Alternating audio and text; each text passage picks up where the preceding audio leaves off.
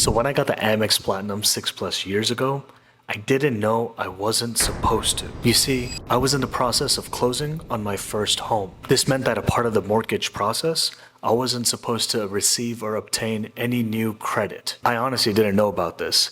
And on the day I got approved for the Amex Platinum, I actually put in 2 applications and got approved for 2 American Express cards on the same day. When I first got the Amex Platinum, the annual fee was $550. The thing is, right before that, it was actually $450, which was the same as another premium card in the market at the time, the Chase Sapphire Reserve. Honestly, to get another premium travel credit card, where $450 for the Chase Sapphire Reserve and then $550 with the Amex Platinum would mean $1,000 in annual fees right then, and this was really towards the beginning of when I was getting into everything credit cards. I applied for it because I knew that I was going to have these upcoming home purchase/expenses, and so when I got approved, the offer at the time was 60,000 points, and the minimum spend to my memory was around $5,000 in spend in the first 3 months. What's crazy is that when I got approved, the highest offer at that time was 100,000 points if you could find said offer. And the next day, literally, I found a 90,000 point offer, and I definitely was kicking myself. From an earn rate perspective, it was 5x on flights per dollar spent, which is pretty much the best in the market at the time against any other credit card that existed. There's definitely been a few notable benefits over the years, which I've loved about the Amex Platinum. Being primarily based out of Atlanta over a span of 10+ years, essentially being the Delta Airlines hub, I visited the Delta Sky Club over 100 times, and that's really part of the career I was in at the time, being a management consultant where I was traveling week over week, and the Amex Platinum, trust me, definitely saved my life. At the time, I would wake up at 3:30, 4 a.m. every single Monday and get to the airport, and at the Atlanta airport, every single terminal basically has a Delta Sky Club. On Mondays, it's crazy busy, so I would go to the least busy Delta Sky Club, get whatever I want over there, coffee, food, whatever, and then get to my actual terminal for my flight. Another crazy benefit of this card is the fact that you would be able to get up to 99 authorized users for free. And although they won't be Amex Platinum cards, they'd be actually Amex Gold cards. And it's like they're no annual fee cards. You don't really get the benefits of the Amex Platinum. But the way I used them was this. I used credit cards to make my first business profitable. And it wasn't about leveraging debt, but rather using credit cards, points, and miles. I specifically made a video where I go way deeper into this, and I'll leave that over here. Yet at the highest level, this is how I used them. These cards were basically a form of expense management where I could know exactly how much was being spent by person for folks, let's say, that were getting a per diem, and maybe folks maybe going over, under, otherwise, and then any issues along the way. More importantly, these folks were coming in from internationally and didn't really have their own, let's say, payment methods so easy, or they would be facing a lot of foreign transaction fees. And so in this manner, it kind of mitigated against it, but also was a way for me to batch up business expenses and keep things organized for my next steps. Today, this benefit doesn't exist anymore, and there have been a lot of benefits that have come, that have gone, and so now we'll cover exactly what the Amex Platinum offers us today. I'll get into exactly what type of value I'm also looking at personally and how I value certain benefits, credits, and otherwise, and with that, let's just get straight into it. The annual fee for the Amex Platinum is $695.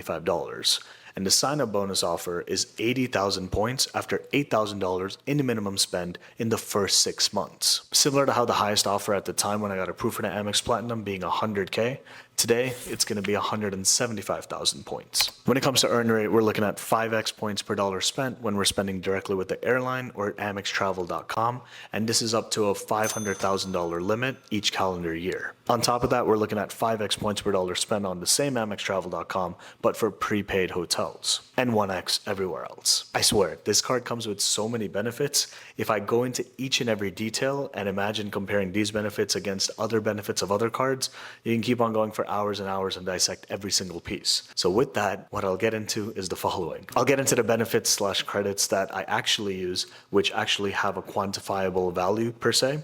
And then I'll get into those that maybe I don't use, but maybe I will in the near future.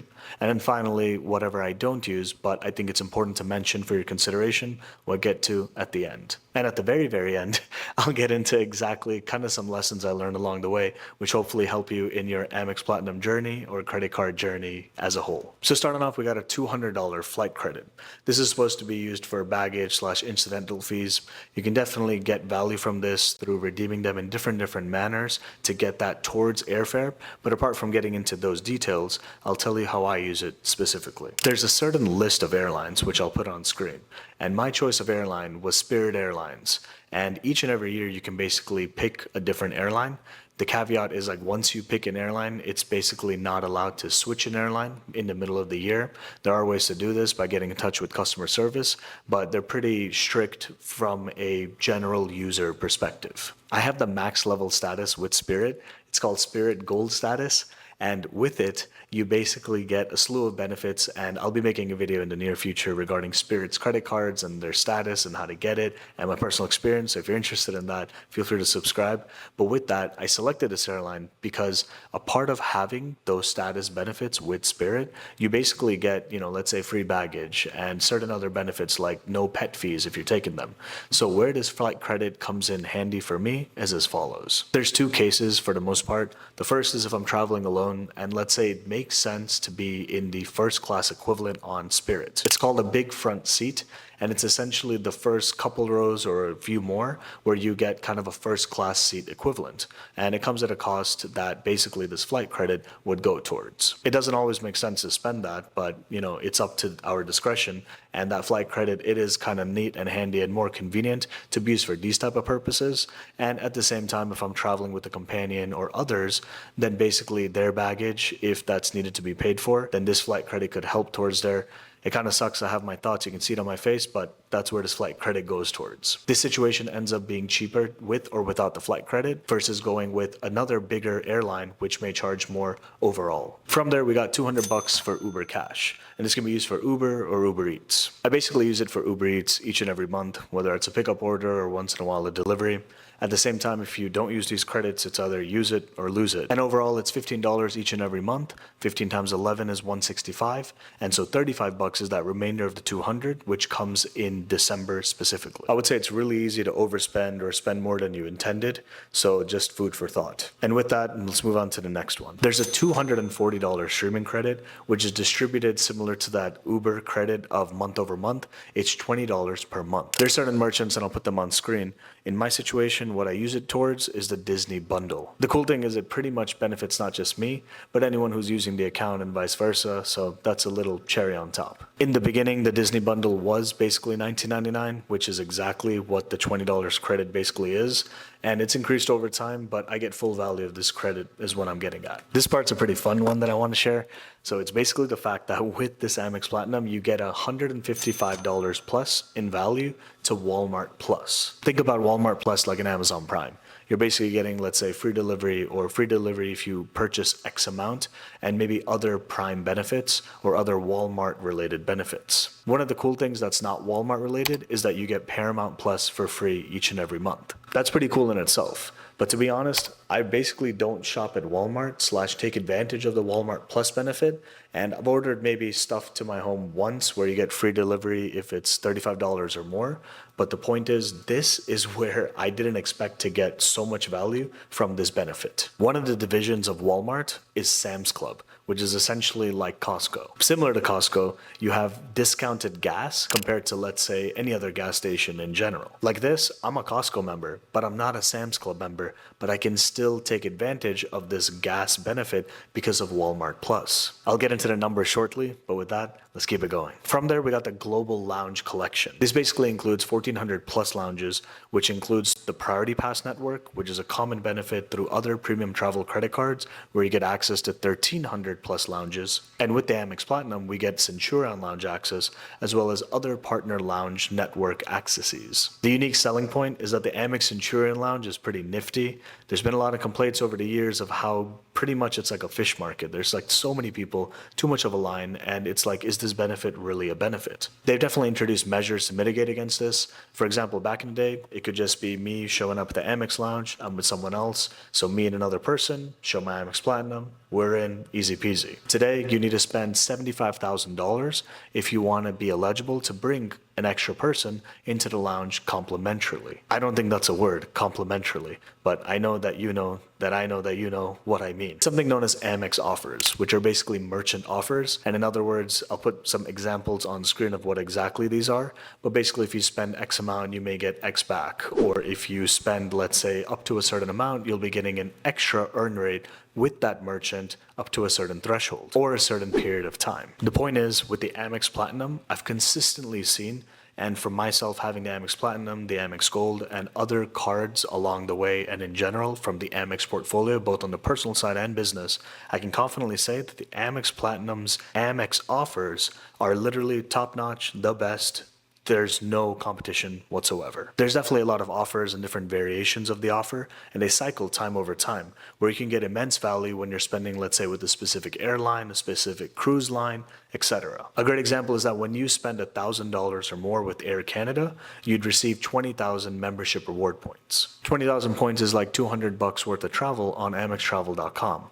And the thing is, that's not even an optimal way to redeem these points. So if you can stretch, let's say, 20,000 points to be, let's say, $300 or $400 worth of value, then it's like you're getting 30 or 40% back after spending the same money you would have. Similarly and consistently, there are offers when you spend with hotels as well. So for example, with Marriott, maybe, hey, spend $300 or more and get $60 back. Maybe spend with Hilton a certain amount and then get something else back. There's been a few years over time where even if I didn't take advantage of any of the benefits, it was real organic spend which I was doing, and I was getting extreme value more than the annual fee, which is crazy when you think about it. I'm not encouraging to spend to get your money back, but if you're gonna do it anyways, then might as well. There have been specific years where literally if I don't take advantage of any of the benefits, if I just use Amex offers organically, then I'm getting that in terms of the annual fee and more in terms of value back to me. Another niche example I remember is my friend was looking into buying a laptop, and I remember it was like with Dell, and there was some offer on Amex offers to get, let's say, $200 after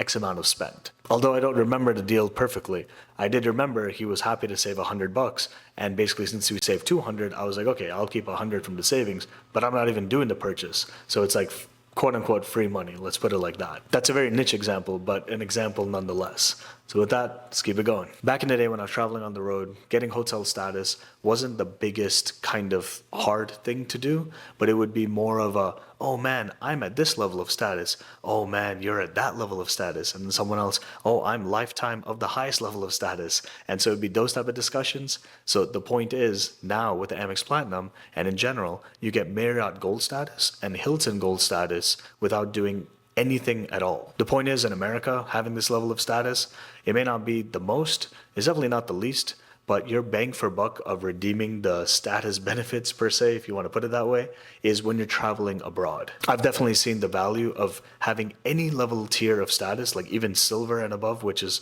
kind of more than just being a member. It's looked at like, oh my gosh, you know, you're something else. It definitely depends where you're traveling to, but the point is having these base level of status with Marriott and Hilton is definitely beneficial / advantageous and gives that level extra convenience factor. You also get more points if you're spending with the hotel or otherwise, but definitely it's a benefit nonetheless. Obviously, this card is geared towards travel, so having no foreign transaction fees is not that big of a deal, especially today with a lot of no annual fee cards having this perk, but back in the day, it kind of was a little extra cherry on top. And before I get into the value I'm getting from the Amex Platinum, there's a couple other benefits that come with this card, which come with a certain caveat. The first is $100 to Saks Fifth Avenue, where it's distributed as $50 in the first 6 months of the year and $50 in the second half. The point of this is that it's a nice credit to have, but if I didn't know about it, or if I just didn't have it, I wouldn't really spend at Saks Fifth Avenue organically. There's a shopping related benefit with Amex Platinum. It's known as Shop Runner, where basically you can get 2-day shipping for free by being a member with Shop Runner.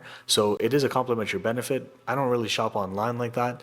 I have used it as a benefit, but it's not something like that's so immense of value for me, but it could be for you. And then we have $189 Clear Plus credit. It's primarily known to be a way to get through airport security that much faster. For example, you won't be in, let's say, general boarding, you're not at TSA PreCheck, but you'll basically have your retina / fingerprints just saved, and they basically scan whatever it is, and then you're able to not really show your ID most times unless they spot check and still want to see your ID, and then you basically get through security that much faster. I haven't seen the physical applications in other venues. For example, they say at concerts or at stadiums, you could basically go through the same lines that much faster because you have Clear. A couple benefits which personally for me overlap with other credit cards, but still have value nonetheless. are as follows. The first is the fact that you get rental car status with different companies. The point is, this overlaps with, let's say, other Amex cards that I have personally. So for me, it's not an Amex Platinum pure benefit, but definitely there's advantage in this than not. And then you have $100 towards TSA PreCheck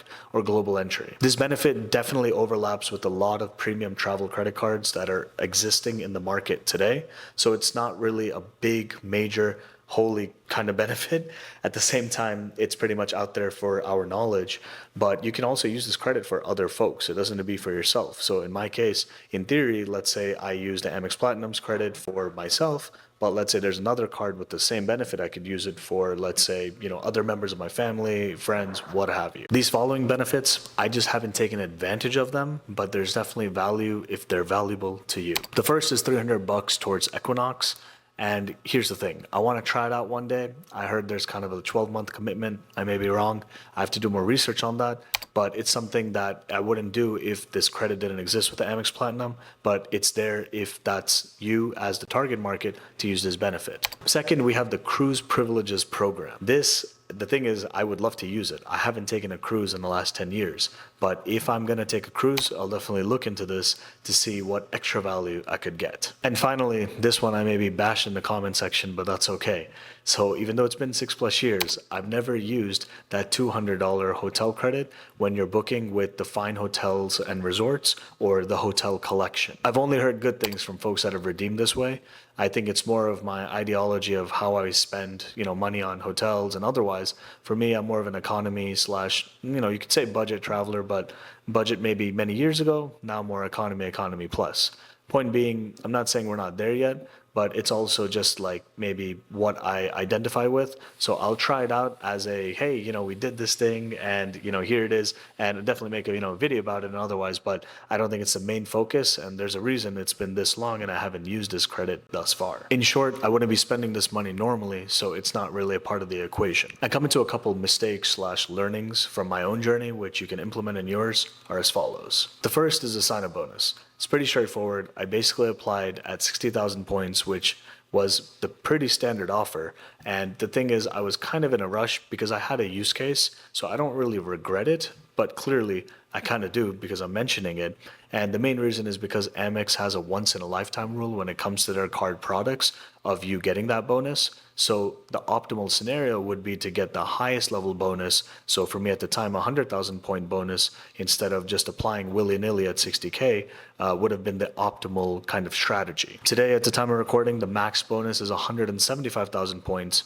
And I wouldn't be surprised, like many years later, it going to eventually 500,000 points, eventually 1 million. And I say this because of a different topic I'll cover in a different video of basically the devaluation of points. This part is supremely preventable, and it's just me not knowing what I didn't know. So you could say it's like ignorance is bliss in the sense that I didn't know how to optimally redeem points back in the day. So I was redeeming a lot of points, whether American Express membership reward points or otherwise, at literally 1 cent per point through their portal or for cashback or otherwise, because for me, it was like, hey, there's money on the table, let's get it, but it wasn't optimal. So what I'm getting at is that 60,000 points was literally, I remember I used it on the Amex travel portal for $600 worth of travel, which sounds great, but when you know how to really use points, you're like, dude, like, it is what it is, it's over now, but PSA. Coming to the value I get from the Amex Platinum, it pretty much looks like this from a mapping from the benefits and what I value said benefits.